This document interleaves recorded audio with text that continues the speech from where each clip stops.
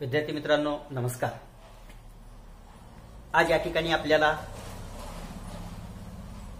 वर्ग 12वी कला तत्वज्ञान या तत्वज्ञानामधलं पहिलं प्रकरण जे आहे या पहिल्या प्रकरणाचा आपल्याला अभ्यास करायचा आहे।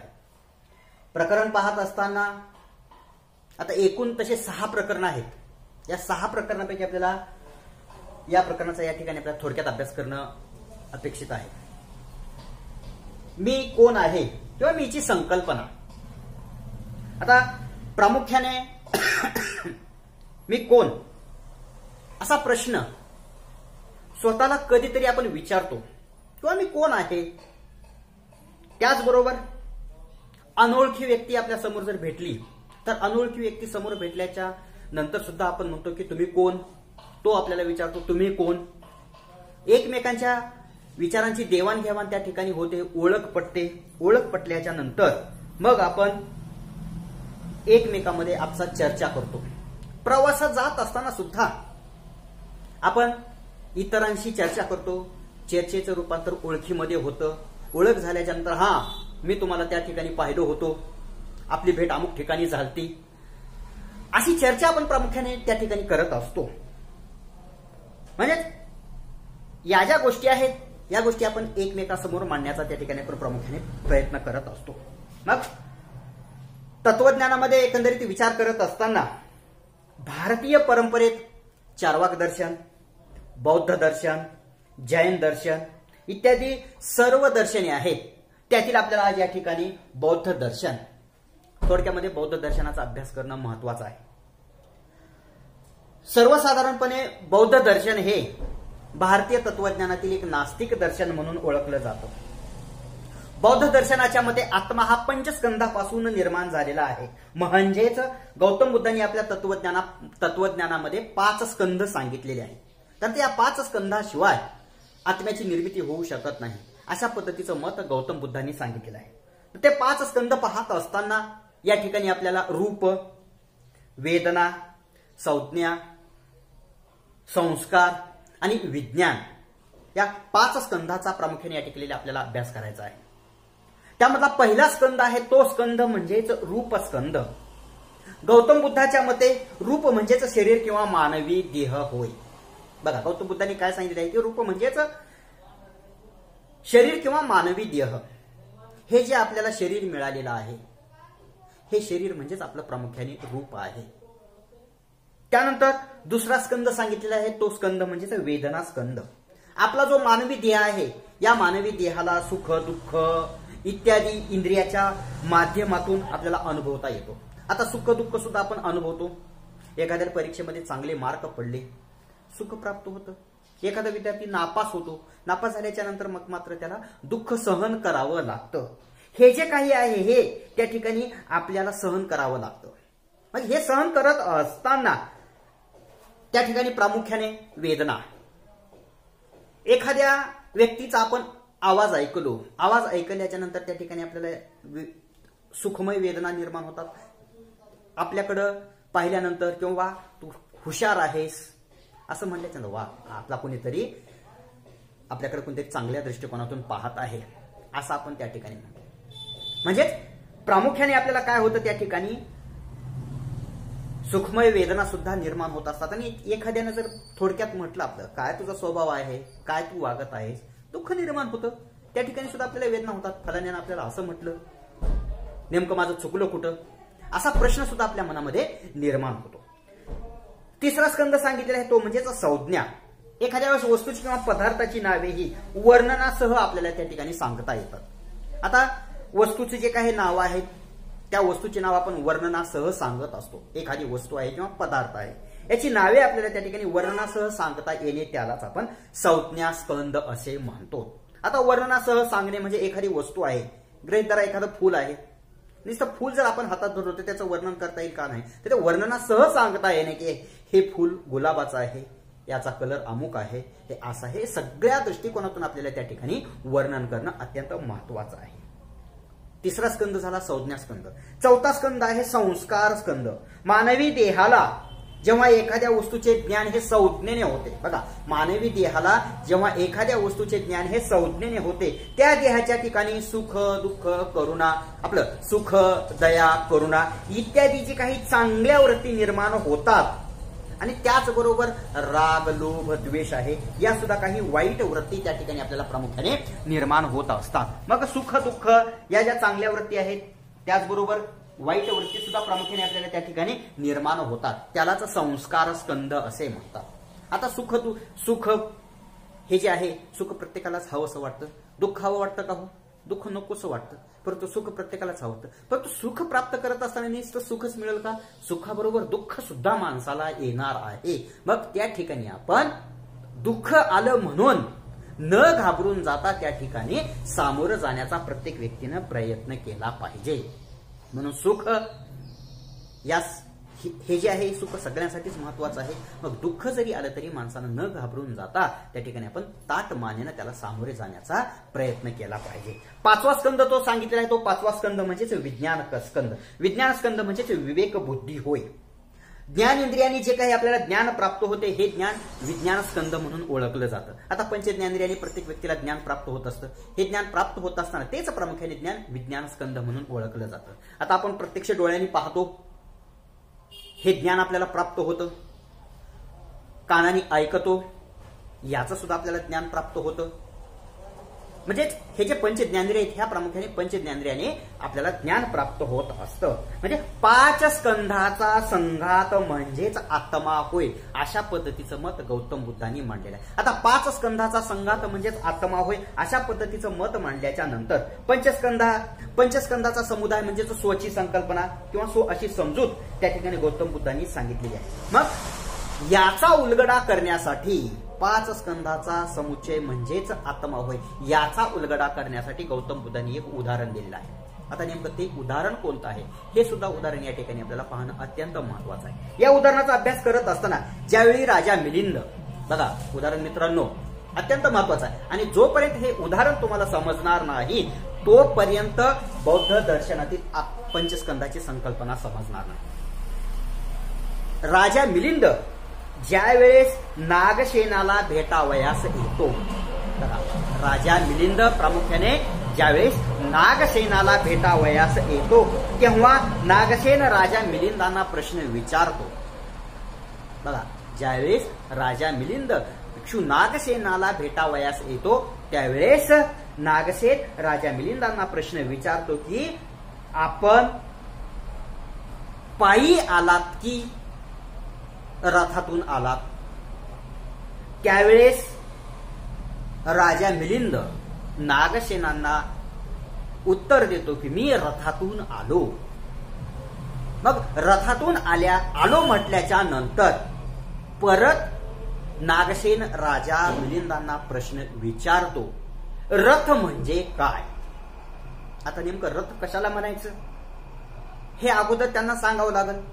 नुसतं रथ म्हणजेच काय आहे हे त्या ठिकाणी पटवून उलगडून त्यांना त्या ठिकाणी सांगणं महत्वाचं आहे. म्हणून रथ म्हणजेच घोडा, रथ म्हणजे चाक, रथ म्हणजेच सांगाडा साठा, या सगळ्या गोष्टीचा जोपर्यंत समुच्चय येणार नाही तोपर्यंत आपल्याला रथ म्हणता येणार नाही.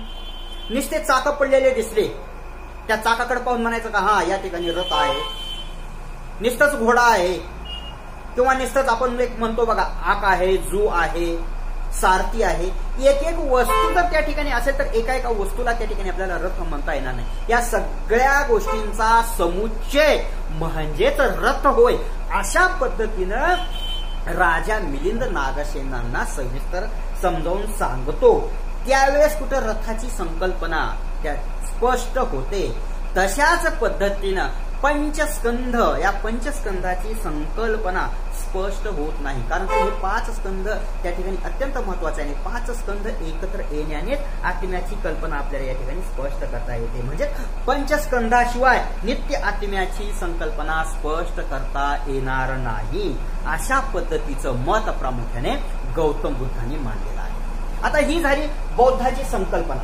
त्यानंतर दुसरी संकल्पना त्यांनी सांगितलेली आहे की यामध्ये जैनांची संकल्पना, जैन दर्शन.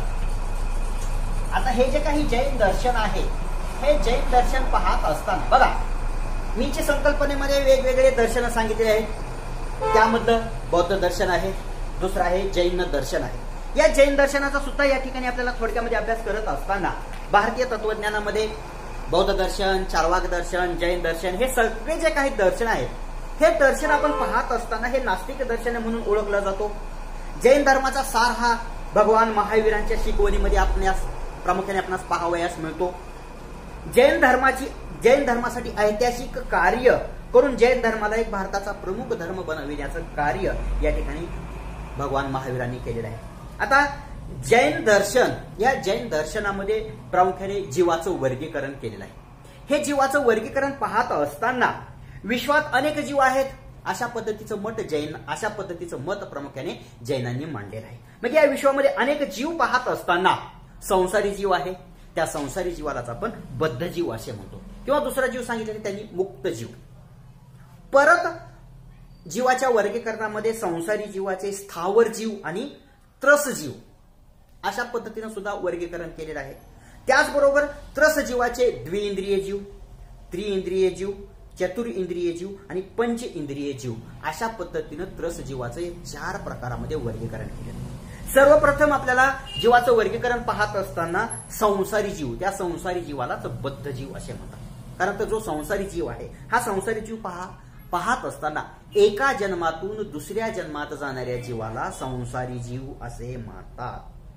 कारण तर तो संसारामध्ये बांधलेला असतो. आता एका जन्मातून दुसऱ्या जन्मात जाणाऱ्या जीवाला संसारी जीव असे म्हणतात. तो संसारामध्ये गुरफटलेला असतो. एखादा व्यक्ती संसार करत असताना त्या ठिकाणी कालांतरानं तो पूर्णपणे घराची जबाबदारी दुसरा जो आहे घरातील श्रेष्ठ व्यक्ती, त्या श्रेष्ठ व्यक्तीकडे म्हणजेच घरातील जो 2 मुलं आहेत, 2 मुलापैकी एका मुलाकडे तो संसाराचा गाडा सोपवतो आणि तो माणूस संसारातून मुक्त होतो. तो सांगतो, आतापर्यंत बाबांनो मी संसार ओढलेला आहे, याच्या पुढे सुद्धा तुम्हाला हा संसाराचा गाडा ओढायचा आहे. कारण संसारामध्ये आपण बांधतो, बांधल्याच्या नंतर किंवा संसारामध्ये आपण गुरफटल्याच्या नंतर प्रामुख्याने आपल्याला संसारातून बाहेर येता येत नाही. म्हणून संसारी जीव किंवा बद्ध जीव. परत संसारी जीवाचे 2 प्रकार पडतात, एक स्थावर जीव आणि दुसरा त्रस जीव. आता स्थावर जीव आणि त्रस जीवाचा या ठिकाणी प्रामुख्याने आपल्याला विचार करत असताना वनस्पतीमध्ये असणारे जीव हे स्थावर या जीव प्रकारामध्ये मोडतात. वनस्पतीमध्ये जे काही जीव असतात हे जीव प्रामुख्याने स्थावर या जीव प्रकारामध्ये मोडतात आणि त्यांना एकच इंद्रिय असते. उदाहरणार्थ लाजाळूचे झाड आपण पाहतो, लाजाळूच्या झाडाला आपण स्पर्श केल्याच्या नंतर त्याचे पानं हे प्रामुख्याने आपण मिटलेले आपल्याला दिसून येतात. त्रस जीव आहे, स्थलांतर करणाऱ्या जीवाला त्रस जीव म्हणून ओळखलं जातं. बघा, स्थलांतर जो जीव आहे करणारा त्या जीवाला त्रस जीव म्हणून ओळखलं जातं. मग त्रस जीवाचेच 4 उपप्रकार पडतात. हा जो त्रस जीव आहे, या त्रस जीवाचेच प्रामुख्याने 4 उपप्रकार पडतात. त्यामध्ये द्विइंद्रिय जीव, त्रिइंद्रिय जीव, चतुर्इंद्रिय जीव आणि पंचेंद्रिय जीव अशा पद्धतीनं त्रस जीवाचे या ठिकाणी 4 प्रकार पडतात. आता द्विइंद्रिय जीव, ज्या जीवाच्या ठिकाणी स्पर्श, चव अशी 2 इंद्रिय असतात त्या जीवाला द्विइंद्रिय जीव असे म्हणतात. ज्या जीवाच्या ठिकाणी स्पर्श आणि चव त्यालाच आपण रसना, ही जी काही 2 इंद्रिय आहेत, या 2 इंद्रिय असणाऱ्या जीवाला द्विइंद्रिय जीव म्हणून आपण त्या ठिकाणी त्याच्याकडे पाहतो. उदाहरणामध्ये गांडूळ. दुसरा आहे त्रिइंद्रिय जीव, ज्या जीवाच्या ठिकाणी स्पर्श, रसना, गंध, बघा ज्या जीवाच्या ठिकाणी स्पर्श, रसना, गंध अशी 3 इंद्रिय असतात त्या जीवाला त्रिइंद्रिय जीव असे म्हणतात. मग त्या ठिकाणी उदाहरणामध्ये मुंगी आहे, ढेकून आहे, असं याचं आपल्याला उदाहरण पाहता येईल. त्यानंतर आहे चतुर्इंद्रिय जीव, ज्या जीवाच्या ठिकाणी स्पर्श, रसना, गंध, दृष्टी, बघा ज्या जीवाच्या ठिकाणी स्पर्श, रसना, गंध, दृष्टी अशी जी इंद्रिय असतात त्या जीवाला चतुर्इंद्रिय जीव असे म्हणतात. उदाहरणामध्ये विंचू आहे, डास आहे. आणि पंचेंद्रिय जीव जे आहे, हा पंचेंद्रिय जीव म्हणजे ज्या जीवाच्या ठिकाणी स्पर्श, रसना, गंध, दृष्टी, रूप अशी जी 5 इंद्रिये असतात त्या जीवाला पंच इंद्रिय जीव असे म्हणतात. पंच इंद्रिय जीवाचं उदाहरण पाहत असताना मानव. अशा पद्धतीने आपल्याला या त्रस जीवामध्ये जे 4 उपप्रकार सांगितले या 4 उपप्रकाराचं आपल्याला वर्णन पाहता येईल.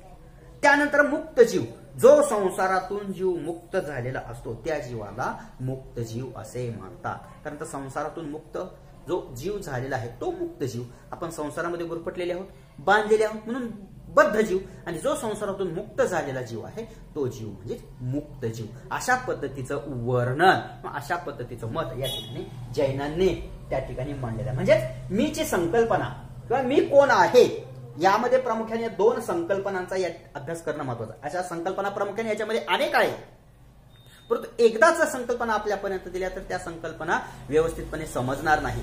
तशा तर नोट्स व्यवस्थित आपल्याकडे पोहोचलेल्याच आहेत किंवा नोट्स पाठवलेल्याच आहेत. एकंदरीत त्या नोट्स व्यवस्थित लिहून घेणं अत्यंत महत्वाचं आहे. नोट्स लिहून घेतल्याच्या नंतर समजा ही संकल्पना अगोदर आपल्याला समजून घेणं महत्वाचं आहे.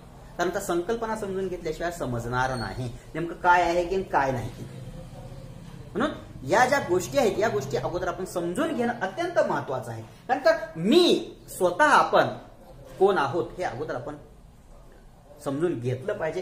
त्यानंतर मग यामध्ये वेगवेगळा दृष्टिकोन किंवा वेगवेगळे दर्शन आहेत त्या वेगवेगळ्या दर्शनाचा प्रामुख्याने आपल्याला या ठिकाणी अभ्यास करायचा. मग त्यानंतर आणखीन बौद्ध दर्शनाचा अनात्मवाद आहे, अद्वैत वेदांत दर्शन आहे, वेगवेगळे दर्शन आहेत. या वेगवेगळ्या दर्शनाचा सुद्धा आपल्याला प्रामुख्याने या प्रकरणामध्ये अभ्यास करणं महत्वाचं आहे.